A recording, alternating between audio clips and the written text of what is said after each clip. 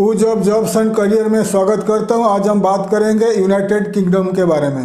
United Kingdom अभी India को as a safest country, safe country declare करने जा रहा है। India is a safe country declare करने जा रहा है। तो उसमें क्या डिसएडवांटेज है, एडवांटेज है, उसके ऊपर हम बात करेंगे।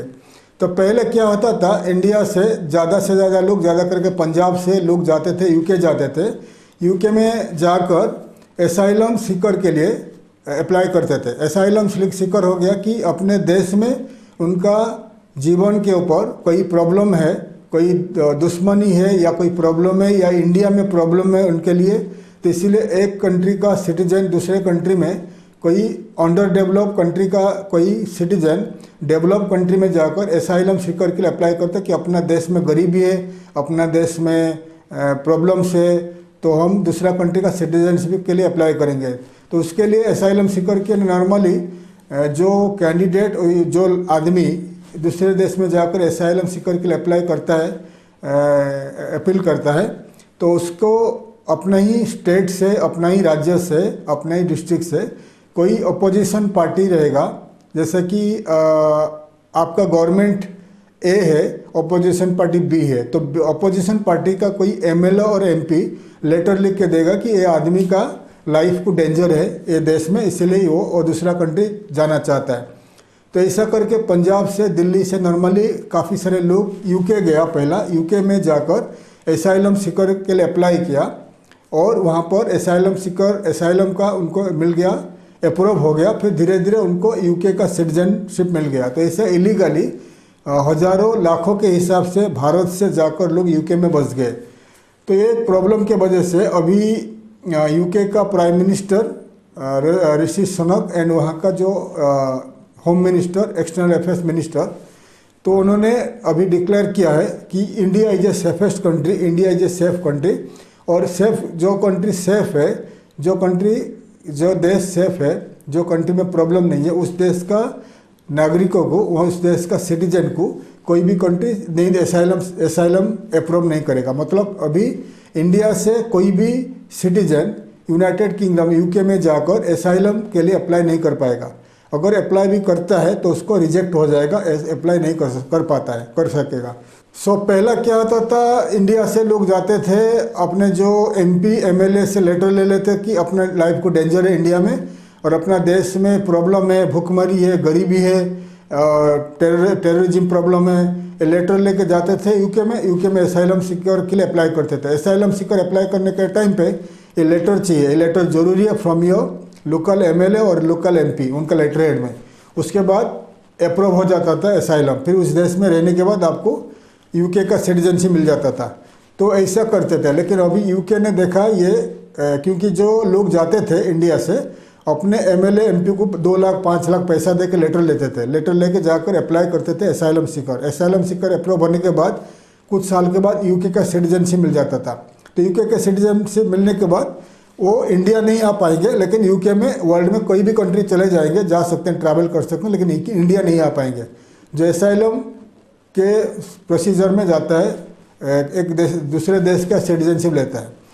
तो यूके का अभी यूके का prime minister, home minister decide किया है अभी India is A safest country. India का कोई भी लोग जाकर यूके में एसाइलम सीकर के लिए अप्लाई नहीं कर पाएगा। अगर जो भी जाकर अप्लाई भी करेगा उसको रिजेक्ट हो जाएगा और रिजेक्ट होकर इंडिया उसको डिपोर्ट कर देंगे। सो पहले काफ़ी सारे अफ्रीका मुल्क के लोग जाकर यूके में एसाइलम सीकर के लिए अप्लाई किया था, यूके में इलीगली रहा था।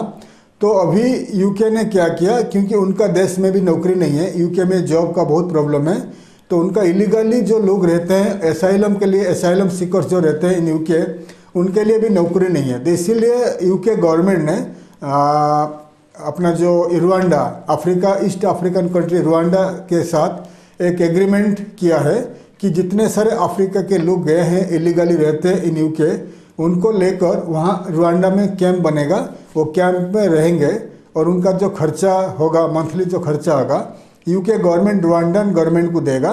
फिर वो वहाँ पर रहेंगे, रह के उनका केस चलेगा। अगर वो जीत जाते हैं तो वो जितने सारे लोग जीत जाएंगे तो यूके आएंगे और जितने सारे लोग हार जाएंगे तो अफ्रीका में रहेंगे। तो ऐसा स्टार्ट किया यूके ने, और यूके स्टार्ट किया। अभी यूके का जो asylum seekers and illegal immigrants और जो एमनेस्टी इंटरनेशनल, तो इन्होंने यूके का कोर्ट में अपील किया, केस किया यूके गवर्नमेंट के अगेंस्ट में कि ऐसा नहीं कर सकते हो, asylum seekers and immigrant illegal immigrants को आप ऐसा अफ्रीका नहीं भेज सकते हो। तो एक केस अभी यूके का कोर्ट में चल रहा है। आने वाले मंथ में, आने वाले दिनों में इसका अगर अप्रूव हो जाते हैं गवर्नमेंट यूके का कोर्ट से, तो बाकी जितने सारे अफ्रीकन इमिग्रेंट्स को, अफ्रीकन एसाइलम सीकर्स को यूके का गवर्नमेंट डिपोर्ट करेगा। कहाँ पर? रुवांडा।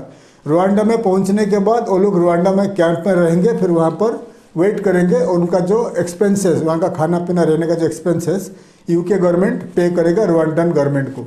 लेकिन इसमें फ़ायदा क्या होगा यूके को? क्योंकि यूके में जो इलीगल इमिग्रेंट्स रहते हैं, एसाइलम सीकर्स रहते हैं, वो यूके में जॉब कर सकते हैं, यूके में जॉब कर सकते हैं। और यूके जब तक उनका केस अप्रूव नहीं होता है, यूके में जॉब कर सकते हैं, यूके में रह सकते हैं। तो इसमें प्रॉब्लम होता है, अगर इतने लाखों के हिसाब से इमिग्रेंट्स जॉब करेंगे और यूके का लोगों के पास जॉब नहीं है, उनके लिए खर्चा बहुत बढ़ता है। इसीलिए रुवांडा में रहेंगे तो रुवांडा में तो जॉब नहीं है, तो ये लोग ऐसे ही बैठा रहेंगे। इसीलिए वो बहुत अच्छा किया यूके का गवर्नमेंट ने।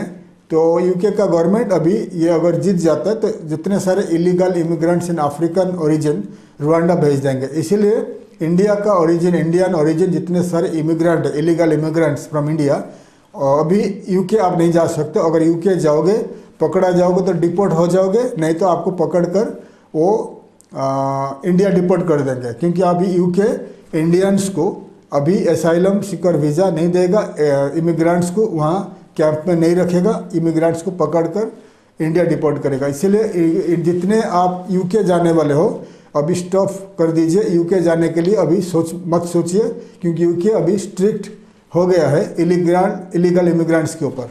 तो आप जो भी कंट्री जाना चाहते हो लीगली तरीका में जाइए, तो अच्छा, आपके लिए अच्छा रहेगा, आपका परिवार के लिए अच्छा रहेगा।